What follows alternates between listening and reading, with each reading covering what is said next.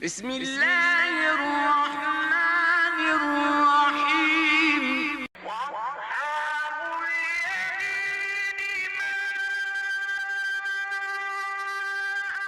أصحاب اليمين.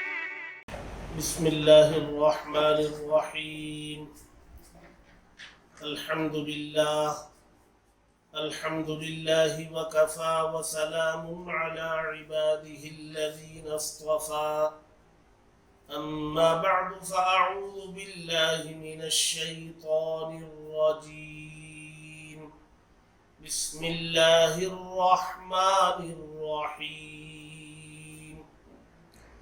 يا بني آدم قد أنزلنا عليكم لباسا يواري سوآتكم وريشا ولباس التقوى ذلك خير ذلك من آيات الله لعلهم يذكرون. صدق اللہ العظیم. معزز حاضرین،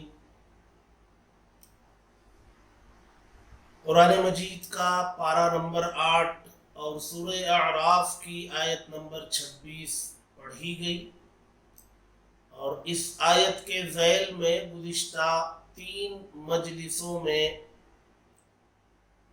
اللہ تبارک و تعالی کی جانب سے دی گئی ہدایات اور ہم سب کے آقا حضرت محمد مصطفیٰ صلی اللہ علیہ وسلم کی جانب سے پیش کی گئی تعلیمات کی روشنی میں اہم باتیں آپ حضرات کے سامنے پیش کی گئی. اس آیت میں اللہ تبارک و تعالی نے انسان کو لباس کی شکل میں ایک عظیم نعمت کے عطا فرمانے کا ذکر ہے، اور اللہ تبارک و تعالی نے لباس کا مقصد بھی ذکر کیا. مقصد یہ بتایا کہ ہم نے اے آدم کی اولاد، ہم نے آپ کو لباس سے سرفراز کیا تاکہ اس لباس کے ذریعے تمہارا ستر، تمہارا بدن چھپ جائے، ان بدن کے ان اعضاء کو، ان حصوں کو لباس کے ذریعے چھپایا جائے جن کے ظاہر ہونے کو انسان پسند نہیں کرتا ہے. اس میں اللہ تبارک و تعالی نے انسانوں میں ایک جنس مردوں کی بنائی، ایک عورتوں کی.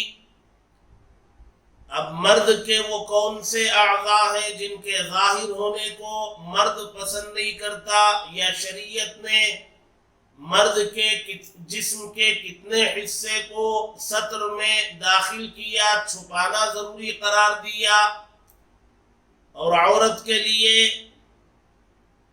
ستر بدن کا کتنا حصہ ہے، یہ پوری تفصیلات آپ حضرات کے سامنے ذکر کر دی گئی.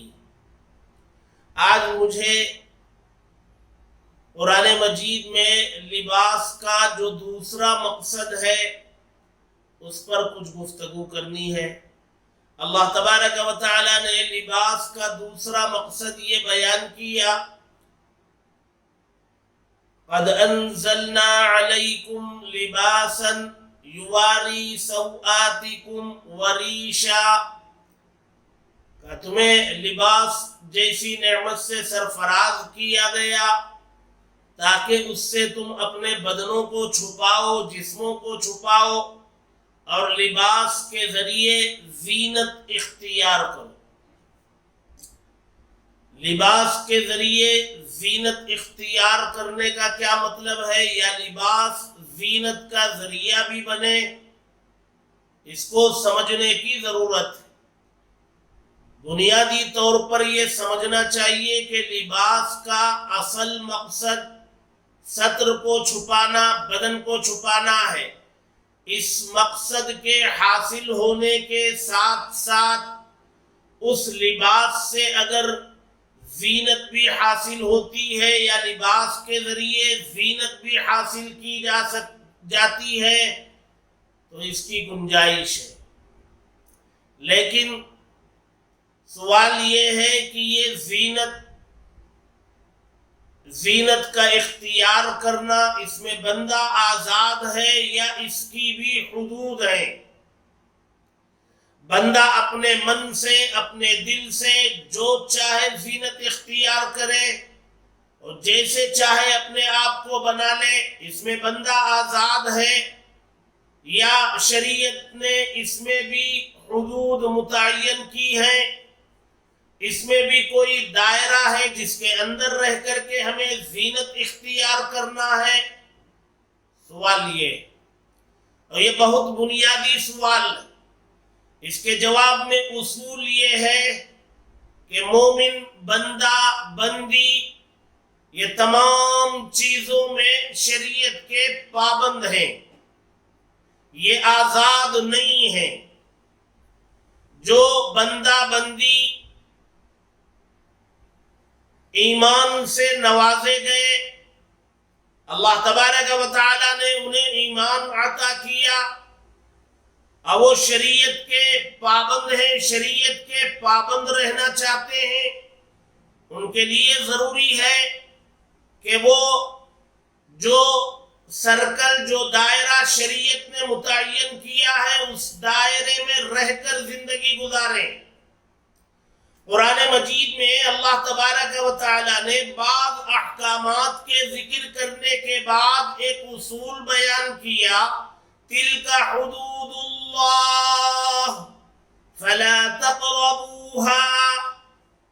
بعض احکامات کے ذکر کرنے کے بعد اللہ نے بتایا کہ یہ اللہ کی قائم کردہ حدود ہیں، باؤنڈریز ہیں. اللہ نے یہ باؤنڈری لگائی ہے، اس باؤنڈری کے قریب بھی مت جاؤ. باؤنڈری کو، حد کو پھلانگنا، باہر جانا یہ بہت دور کی بات ہے. قریب بھی مت جاؤ، دائرے کے، سرکل کے قریب بھی مت جاؤ، اندر رہ کر زندگی گزارو. لہذا ہر مسئلے میں مومن آزاد نہیں ہے، وہ شریعت کے دائرے میں ہے. اگر مومن کو خوشی حاصل ہو رہی ہے اور وہ اپنی خوشی کو ظاہر کرنا چاہتا ہے تو اپنی خوشی کے اظہار میں بھی وہ پابند ہے، اور اس کے لیے شریعت کی ہدایات ہیں. خوشی کا اظہار میں من مانے طریقے سے نہیں کر سکتا. خوشی کے اظہار میں ناچنے لگوں، خوشی کے اظہار میں شراب کی بوتلیں تقسیم کرنے لگوں، خوشی کے اظہار میں خود شراب نوشی کرنے لگوں، اس کی اجازت نہیں ہے. خوشی کا اظہار ضرور کریں لیکن شریعت کے بتائے ہوئے طریقے پر کریں. جتنی اجازت آپ کو شریعت نے خوشی کے منانے میں دی ہے آپ اس اجازت کا فائدہ اٹھائیں. اسی طریقے پر غم کے اظہار میں بندہ آزاد نہیں ہے. آدمی کو غم ہوا، آدمی جو ہے چیخو پکار کر رہا ہے، شور شرابہ ہنگامہ کر رہا ہے، سر دیوار سے ٹکرا رہا ہے، بالوں کو نوچ رہا ہے، گریبان پھاڑ رہا ہے، اپنا سینے کو پیٹ رہا ہے. یہ غم کے اظہار کا یہ طریقہ شریعت نے اس سے منع کیا. شریعت نے کہا یقیناً غم انسان کے لیے کی فطرت ہے. جب کوئی حادثہ پیش آتا ہے تو یقینی طور سے اسے غم ہوتا ہے، لیکن اس غم کے اظہار میں بندہ اور بندی شریعت کے پابند. شریعت کو چھوڑیں گے تو پھر اللہ کے یہاں پکڑ ہوگی، مواخذہ ہوگا.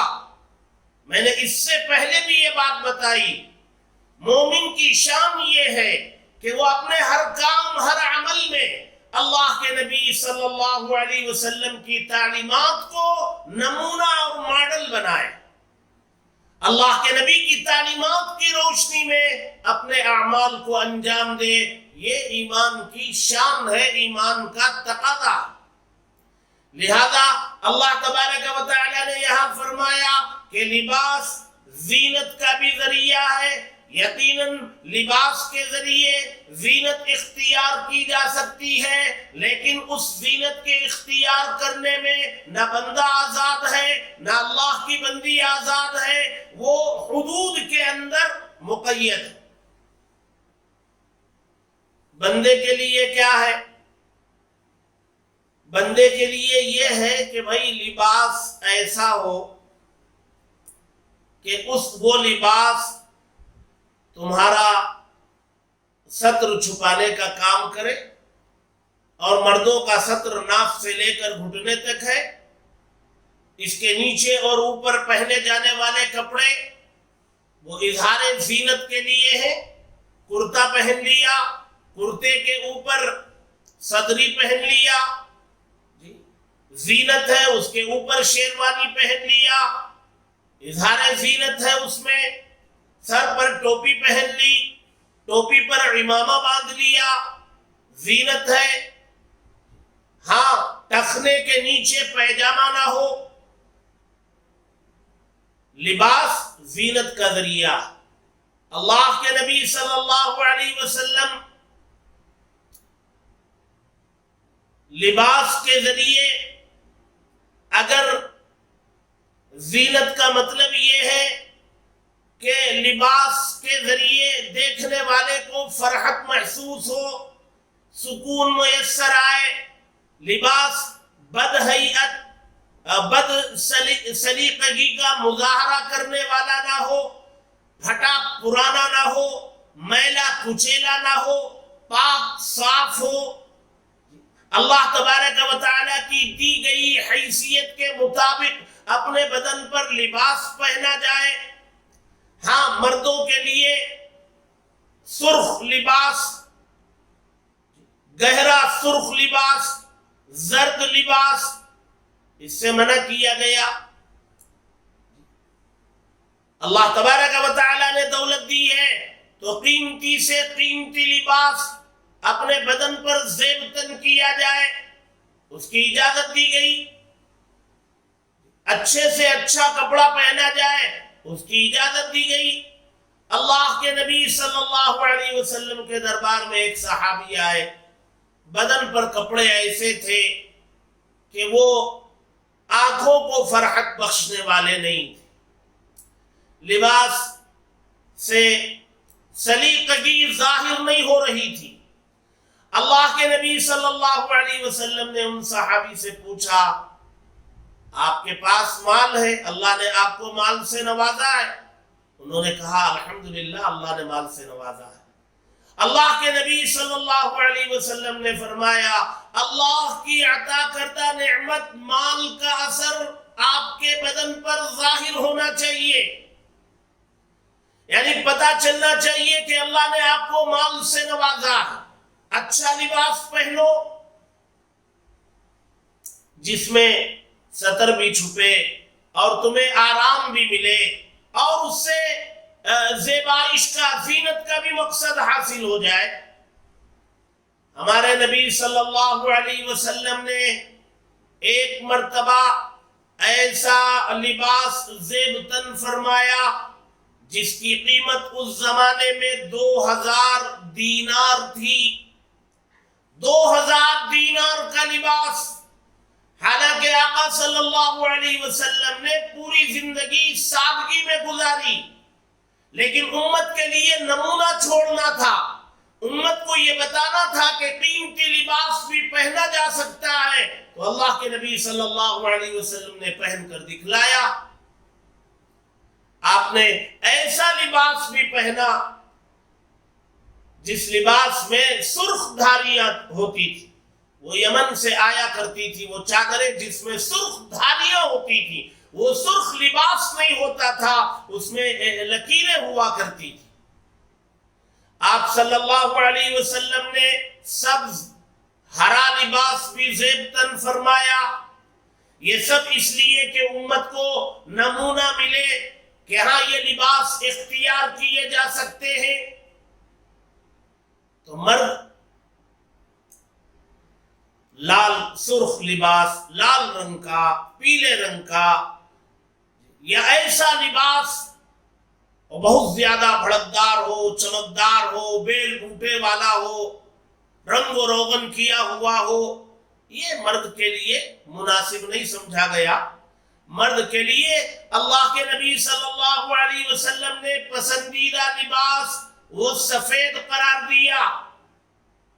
सफेद लिबास को अल्लाह के नबी सल्लल्लाहु अलैहि वसल्लम ने ज्यादा पसंद किया और गुंजाइश बतलाने के लिए सब्ज भी पहना, सुर्ख धारियों वाला भी पहना, कीमती लिबास भी आपने ज़ेबतन फरमाया।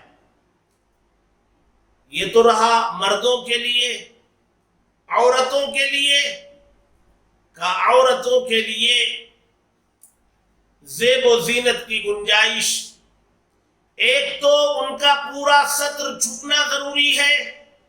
उस सत्र के छुपने के साथ जिन मर्दों के सामने आना उनके लिए जायज है, जिनसे निकाह नहीं होता, महरम मर्द है, बाप है, बेटा है, भाई है जी, शौहर को छोड़कर जिनके सामने आना जाहिर है, उनके सामने जिन आज़ा का चेहरा खुला रहेगा, हथेलियां उनके सामने खुली रखी जा सकती हैं, तो हथेलियों की खूबसूरती इसमें मेहंदी लगाई गई जी, और चेहरे पर जो है हुस्न इख्तियार किया गया। तो ये चूंकि महरम मर्दों के सामने हथेलियां और चेहरा खुला रखने की इजाजत है, तो इसकी भी गुंजाइश वहां दी गई। और शौहर के लिए वहां तो आपको बहुत ज्यादा गुंजाइश है, अपने शौहर के लिए ज़ेब व ज़ीनत इख्तियार की जाए, बल्कि वहां ऐन मतलूब है। शौहर के लिए हर तरह का हुस्न इख्तियार किया जाए, लेकिन दायरे में रहकर, दायरे से बाहर वहां भी नहीं निकला जा सकता। ऐसी चीज जिसके इस्तेमाल करने में शुकूक व शुबहात है, मसलन बालों में बाल ऐसे केमिकल आजकल निकल गए हैं जिसके लगाने से बाल की रंगत बदल जाती है, और उन केमिकल के इस्तेमाल से बाल कोटेड हो जाता है, बाल के ऊपर एक जिल्द चढ़ जाती है और पानी असल बाल तक नहीं पहुंचता, तो उससे गुस्ल नहीं होगा, उससे मसाह मुकम्मल नहीं होगा। तो ऐसी ज़ेब व ज़ीनत इख्तियार करना शौहर के लिए भी ममनू। हाँ, इसके अलावा जिसमें शरीयत ने कोई रुकावट नहीं की है शौहर के लिए, अल्लाह तबारक व तआला ने इजाजत दी है। कुरान मजीद के 18वें पारे में अल्लाह तबारक व तआला ने जहां मोमिनात को ये हुक्म दिया कि ऐ मोमिन खवातीन अपनी नजरों को नीचे रखें और अपनी इस्मतों की हिफाजत करें और अपनी जीनत को जाहिर न करें, वला युबदीन ज़ीनतहुन, अपनी जीनत को जाहिर न करें, इल्ला मा ज़हरा मिन्हा, मगर वो जीनत जो जाहिर होती है। महरम मर्दों के सामने चेहरा जाहिर है, हथेलियां जाहिर है, तो यहां मजबूरी है, अल्लाह तबारक व तआला ने उसकी इजाजत दे दी। वलियज़रिबन बिखुमुरिहिन अला जुयूबिहिन, और अपने चेहरे पर अपने सरों पर दुपट्टा डालें। वला युबदीन ज़ीनतहुन्ना इल्ला लिबुउलतिहिन, और अपनी जीनत को जाहिर ना करें मगर अपने शौहर के लिए, शौहरों के लिए, अपने शौहरों के लिए जीनत जाहिर करें। कीमती से कीमती लिबास अपने शौहर के लिए पहने, कीमती से कीमती जेवर अपने शौहर के लिए पहने, और अपने शौहर के सामने उसका मुजाहरा करें, उस खूबसूरती का, उस ज़ेबाइश का, उस जीनत का। ये मतलूब है, ये अल्लाह तबारक व तआला चाहते हैं। हमारा मामला उल्टा हो गया, हमारी ख़वातीन का मामला उल्टा हो गया। हमारी ख़वातीन अपने शौहरों के लिए जीनत इख्तियार करना छोड़ दी, وہ جب کبھی انہیں باہر جانا ہوتا ہے کسی تقریب میں, کسی پروگرام میں, تو وہاں بن سور کر کے جانا یہ ضروری سمجھ لیا گیا. اپنی زینت کو اوروں کے لیے آج ہم نے اختیار کر لیا. شریعت نے جو چاہا کہ زینت تمہاری شوہر کے سامنے ظاہر ہو, ہم نے اس کو چھوڑ دیا. شریعت نے کہا کہ جب آپ باہر جائیں وَلَا يَضْرِبْنَ بِأَرْجُلِهِنَّ, آپ کے زیور نہ بجیں, بالخصوص پیروں میں پہننے والا وہ زیور چلنے میں بجنے کی آواز نہ آئے, تمہارے زیور کی آواز اجنبیوں کے کانوں سے نہ ٹکرائے. اللہ کے نبی صلی اللہ علیہ وسلم نے خوشبو استعمال کر کے عورت کو باہر نکلنے سے منع فرمایا. جی یقیناً لباس جو ہے وہ زینت کا کام دیتا ہے, لیکن حدود ہے. تو عورت زینت ضرور اختیار کرے, اچھا لباس پہنے, قیمتی لباس پہنے, اچھے زیورات پہنے, اور حسن کے اختیار کرنے کے لیے حد میں رہتے ہوئے جن چیزوں کے استعمال کی اجازت شریعت نے دی ہے ان کو استعمال کرے, اور ان سب کا مرکز اپنے شوہر کو بنائے. یہ اللہ تبارک و تعالی نے لباس کا ایک مقصد یہ بتایا. عورت کا لباس پورے بدن کو چھپا لیا, اب اس کے اوپر, اس لباس کے اوپر کوئی بہت قیمتی شال رکھنا چاہتی ہیں, دوپٹے کے اوپر شال, یا دوپٹے کی جگہ میں بہت اچھی شال, جی تو اس کی گنجائش ہے. لیکن سوال وہی ہے کہ وہ زینت کا اظہار کس کے لیے؟ ہمارے یہاں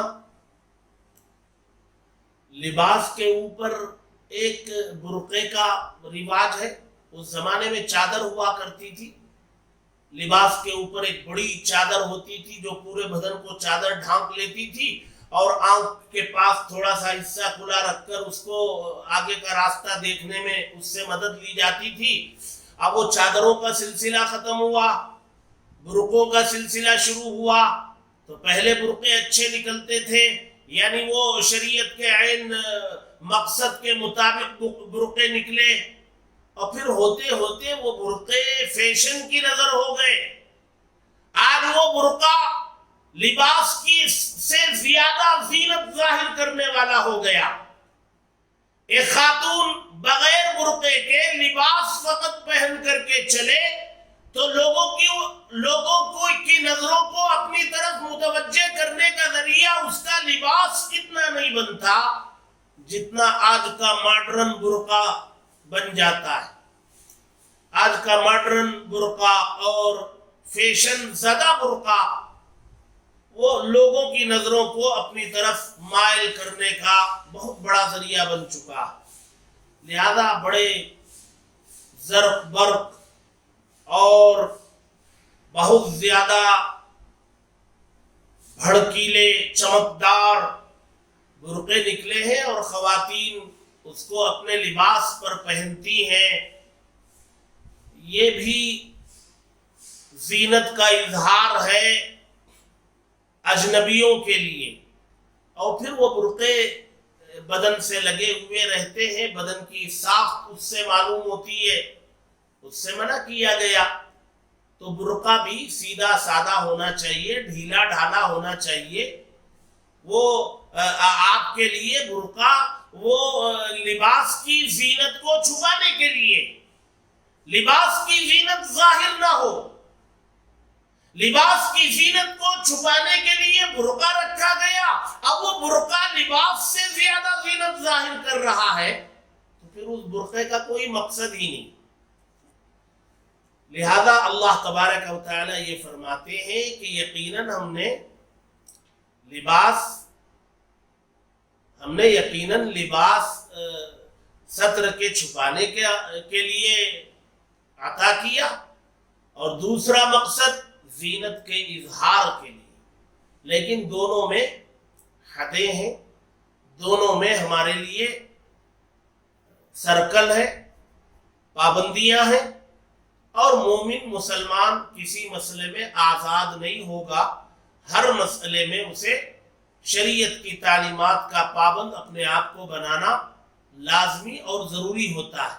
اور اگر ایسا نہیں کیا گیا تو اللہ کے نبی صلی اللہ علیہ وسلم کی تعلیمات کی خلاف ورزی ہوگی، اور آج معاشرہ ہمارا تباہی کے دہانے پر جو پہنچا ہے، اس کے جو مختلف ذرائع ہیں، ان میں ایک اہم ذریعہ یہی ہے کہ آج ہماری مائیں اور بہنیں وہ اپنی زینت کا اظہار اپنے شوہروں سے زیادہ غیروں کے لیے کرنے لگیں، اپنے زیورات کی نمائش، اپنے لباس کی نمائش، اپنے حسن کی نمائش، یہ اپنے شوہر جو اس کا اصل حقدار ہے، شوہر جو اس کا اصل حقدار ہے کہ اس کے سامنے زینت ظاہر کی جائے، حسن کا مظاہرہ کیا جائے، اس حقدار کا حق مار کر ناحق جگہ میں اس کا اظہار کیا جا رہا ہے، تو اللہ تبارک و تعالیٰ کی ناراضگی کے مستحق بنیں گے نہیں بنیں گے؟ اللہ تبارک و تعالیٰ کے عذاب کو دعوت دینے والے بنیں گے نہیں بنیں گے؟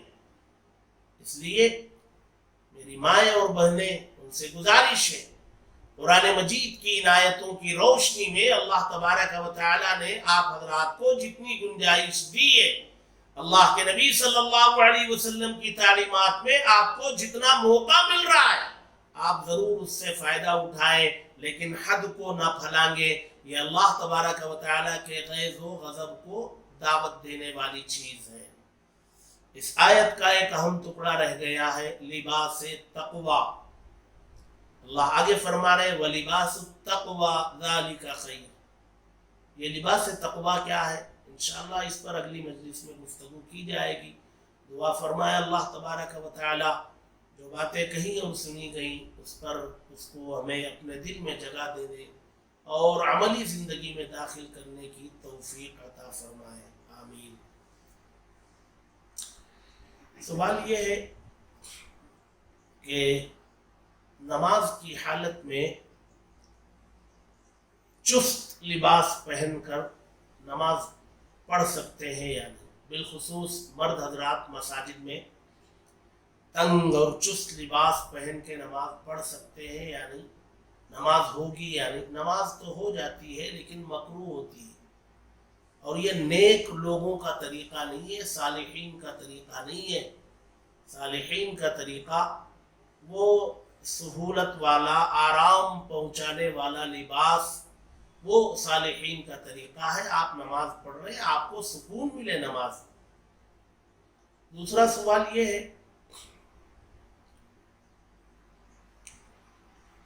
ایک گھر ہے جس میں مشترکہ فیملی رہتی ہے، ماں باپ رہتے ہیں، 2-3 بھائی رہتے ہیں، لیکن ہر بھائی اپنا کاروبار الگ کرتے ہیں، ہر بھائی کی ملکیت الگ ہے، رہنا ایک ساتھ ہوتا ہے، کھانا ایک ساتھ ہوتا ہے، باقی ہر بھائی اپنے اپنے ملکیت کا مالک ہے۔